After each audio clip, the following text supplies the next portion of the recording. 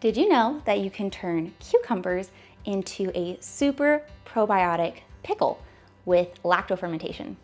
This is a super simple process. There are a few tips and tricks and things to keep in mind, and I'm going to tell you all about it in this video. So what do you need to make these amazing probiotic pickles at home? You need cucumbers. I hate to break it to you, but you do need some cucumbers. Now you can use kind of larger cucumbers like this, that's okay. But ideally, you would be using little cucumbers, and even more ideally, freshly picked little cucumbers. You can either do whole cucumbers, you can do spears, you can do slices. It really doesn't matter. It's the exact same method, no matter what you choose as far as how you slice and dice it. If you use the really little, like baby gherkin cucumbers, those are gonna be the crispiest, crunchiest ones. And as they get larger, they're going to get softer, which for me, I don't really care too much. I like a crunchy pickle, but it's not a deal breaker for me. I pretty much only like cucumbers as pickles, so I will pickle even the larger ones. Other than that, you need some salt. You need some just plain salt, and no added iodine, and no added anti-caking agents. Both of those things will inhibit your ferment. Some pickling spices, optionally some garlic, some fresh dill is amazing in this recipe. And then you just need some unchlorinated water, spring water, filtered water, well water, rainwater, anything that is not chlorinated is gonna do the trick here. Last but not least, you're gonna want some kind of tannin containing leaf. I most frequently use bay leaves or horseradish leaves because those are what is more available to me, but you can also use oak leaves or grape leaves. A little bit of a tannin containing leaf goes a long way to preserving that crisp texture. So something that I never leave out of this recipe. Now, optionally, you can use something like a pickle pipe. I love these. They are not fiddly like water locks. They last forever. They are super easy to clean, and they are so handy and helpful for all kinds of ferments. From lacto-fermented veggies to wine making, I use them constantly, and I've been using them for about 5 years now and just love them. I recommend them all the time. If you choose to go without a pickle pipe, some people recommend using just a coffee filter or an old napkin with a rubber band over your jars and do an open air ferment. That is okay, but when you do that, you are much more likely to end up with mold and something called common yeast, which is harmless, but it can taste a little funky and it looks really gross, and you do want to remove that. So it just opens you up to a little bit more work and the possibility of spoilage and things going a little bit more wrong if you're gonna go open air.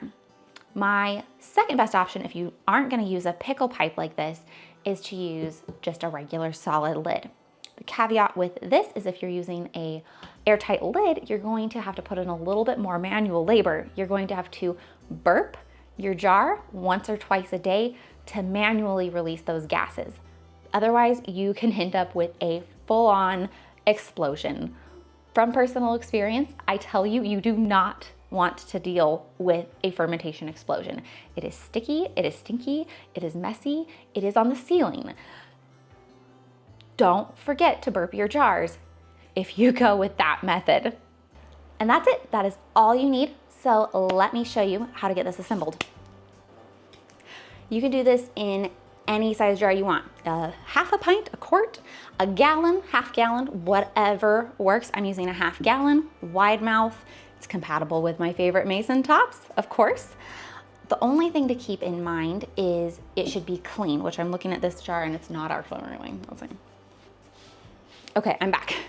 Clean jar, hot soapy water clean. Doesn't have to be sterilized, but it does need to be hot soapy water washed down.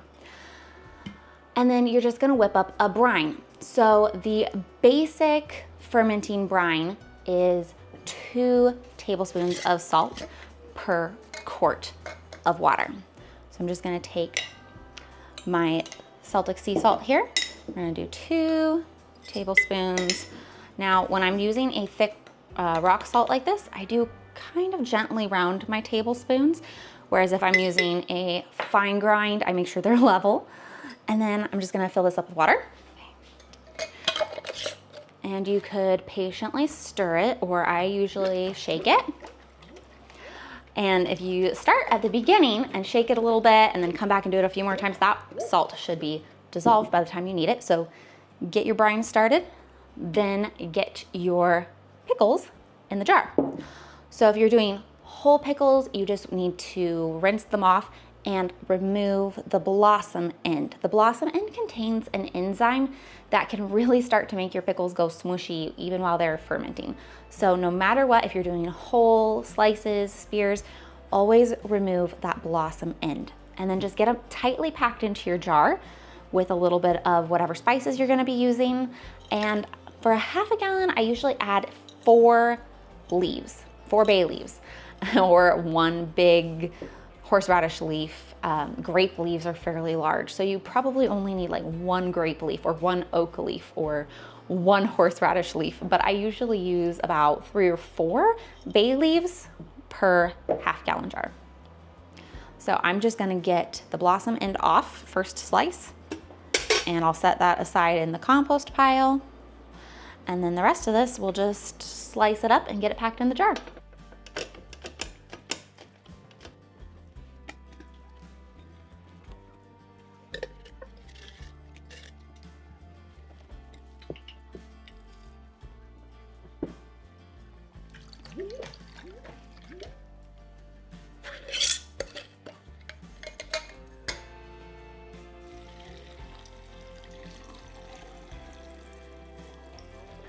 Now, somewhat optionally, use a pickle weight.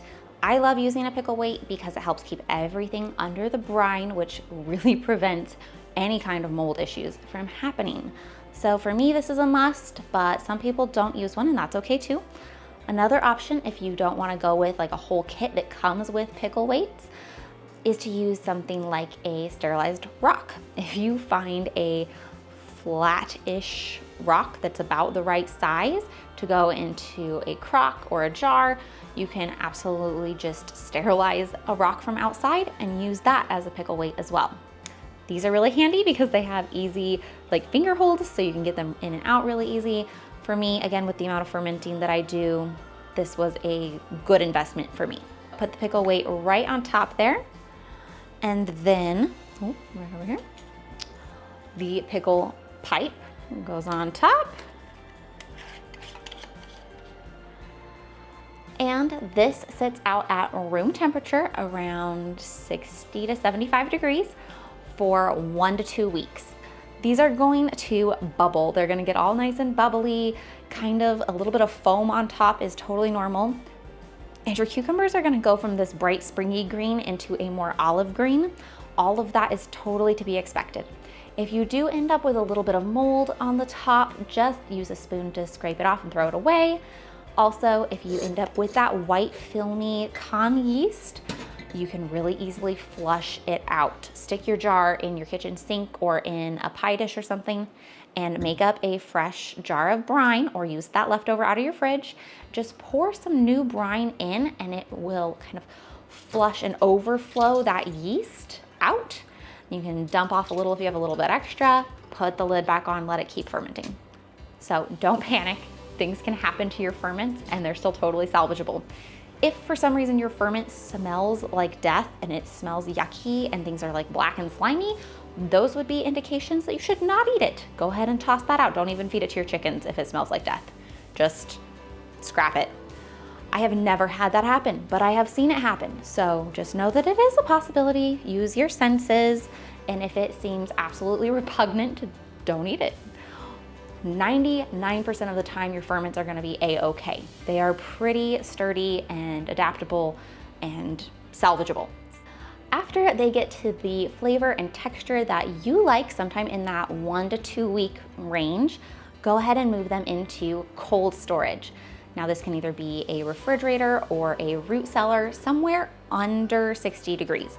I think more ideally like the 40 to 50 degree range really slows and almost stops the fermentation process. But you don't want it to freeze either, because then when it rethaws, it's gonna be really mushy. So above freezing, below 60, these will store for at least a year. They will continue to develop flavor and get a little bit more tangy as storage progresses, especially if they're on the warmer end of that storage temperature range. But they'll last a really long time, you guys, and I love these pickles. So I hope you enjoyed this video. Maybe you found it informative, you learned something new. Let me know what you think in the comments. If you've been fermenting for a long time and you have a fermented pickle tip that I didn't mention today, I would love to hear that in the comments as well. And that's it. I'll see you guys next time.